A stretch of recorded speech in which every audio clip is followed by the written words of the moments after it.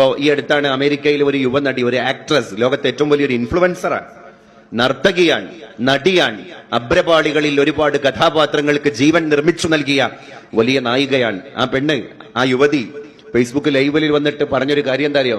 ഫലസ്തീനിലെ മക്കളുടെ ധീരമായ മുന്നേറ്റത്തിന്റെ പിന്നിൽ ഏതോ ഒരു മെസ്മറിസം, ഒരു മാസ്മരികമായ ശക്തിയുണ്ട് എന്നെനിക്ക് ബോധ്യമായി.